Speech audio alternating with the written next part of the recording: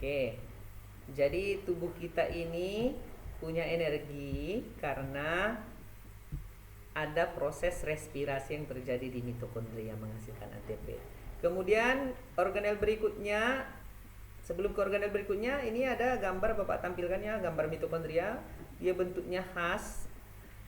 Dia ada lekukan-lekukan yang disebut dengan krista. Membrannya ganda, ada membran luar dan ada membran dalam.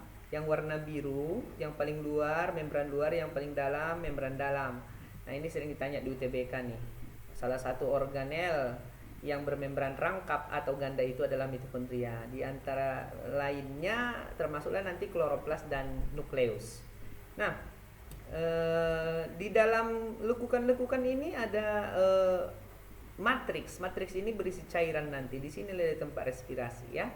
Nah, bahkan di dalam mitokondria juga ada ribosom. Cuma nanti selain di mitokondria, di retikulum endoplasma kasar atau yang granul ada juga ribosom. Bedanya, kalau yang di mitokondria ribosomnya lebih kecil, ukurannya 70 Spitberg. Kalau yang di retikulum endoplasma kasar, KRE kasar atau granul ukurannya lebih besar, yaitu 80 Spitberg gitu ya.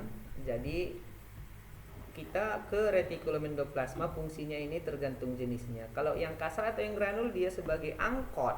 Kerjaan angkut kan alat transportasi, nah jadi dia sebagai angkot atau alat angkut sintesis protein. Sementara yang halus atau yang agranula dia untuk detoksifikasi, menawarkan racun di dalam sel, dan juga dia untuk membentuk steroid atau asam lemak begitu. Nah, ribosom ini sangat penting dalam proses pembentukan protein.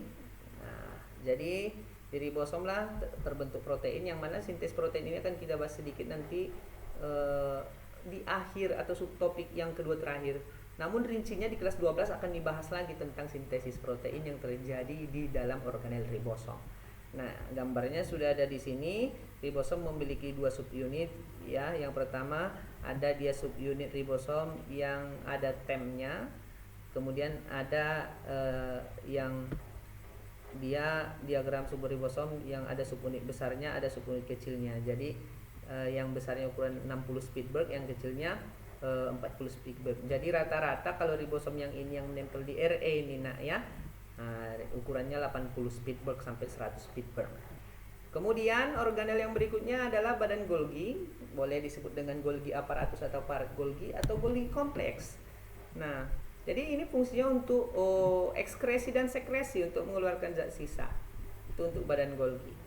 Nah, berikutnya lisosom ini ibarat TNI. Jika ada benda asing masuk ke dalam sel, maka yang bertugas untuk menghancur leburkannya atau menawarkannya adalah lisosom. Karena di sini banyak terdapat enzim hidrolitik, lebih kurang 40 jenis enzim. Nah, jadi itu nanti dihancurkan secara autolisis. Cuma autolisis ini ada dua caranya. Nah, kalau yang masuk itu benda asingnya berupa zat padat, dia dihancurkan secara autolisis dengan nama fagositosis. Kalau yang masuk itu benda cair dinamakan dengan pinositosis. Nah, kemudian ada badan mikro, ini yang sudah Bapak singgung. Pada hewan dia namanya peroksisom. Ini fungsinya kalau pada hewan mengubah peroksida yang beracun. Nanti dia akan mengkatalis, ada enzim katalase di peroksisom ini. Ini banyak organel ini di organ hati. Di hati ini banyak ya, paling banyak dijumpai. Fungsinya untuk menawarkan racun dengan cara mengubah peroksida menjadi peroksida itu toksik, beracun, H2O2. Itu nanti dikatalis oleh enzim katalase menjadi H2O yang air yang netral dan O2 yang berguna, oksigen ya. Kemudian glukosom ini adalah badan mikro pada tumbuhan. Ini fungsinya untuk mengkonversi atau mengubah lemak menjadi karbohidrat dan sebaliknya. Vakuola ini merupakan organel yang hanya dijumpai pada tumbuhan. Namun ada beberapa buku yang membuat ini ada pada hewan, cuma ukurannya sangat kecil. Tapi secara umum dia tidak dijumpai. Ini hanya pada tumbuhan. Fungsinya sebagai celengan atau tempat menyimpan. Apa yang disimpan? Cadangan makanan. Misalnya nanti terjadi fotosintesis di plastida atau kloroplas, maka hasil fotosintesis yang berupa glukosa akan disimpan menjadi zat tepung di vakuola ini. Nah, jadi Selain dia menyimpan cadangan makanan, fakul itu berisi minyak atsir. Ini minyak yang sangat harum. Di soal UTBK tahun 2019 atau 18 itu dia ditanya tuh, ada kayu cendana batangnya harum. Lo kok bisa batangnya harum? Karena ada Coca-Cola yang isinya minyak atsiri. Begitu nak ya. Nah, jangankan batang cendana, mungkin yang paling familiar adalah kulit manis ya. Jadi kayu manis tuh kenapa dia harum? Karena ada minyak atsirinya. Selain minyak atsiri, pada Coca-Cola ada juga pigmen dan alkaloid ya. Nah, berikutnya plastida sudah Bapak singgung. Ini fungsinya kalau dia berwarna hijau dinamakan dengan kloroplas. Kloro itu hijau, plas itu plastida. Berarti plastida berwarna hijau namanya kloroplas. Kalau selain hijau, kromoplas. Oke, jadi plastida ini juga hanya ditemukan pada tumbuhan. Jadi ada juga selain pada tumbuhan di bakteri dan beberapa protista. Oke, alga juga. Tapi alganya selain alga biru, selain cyanophyta. Berarti alga hijau, alga merah, alga emas, alga pirang, dan alga merah ada plastidanya. Fungsinya sama semua untuk membentuk karbohidrat ya. Nah, sentrosom dan sentriol ini adalah organel yang berfungsi untuk mengatur bidang pembelahan sel pada waktu sel akan membentuk sel yang baru.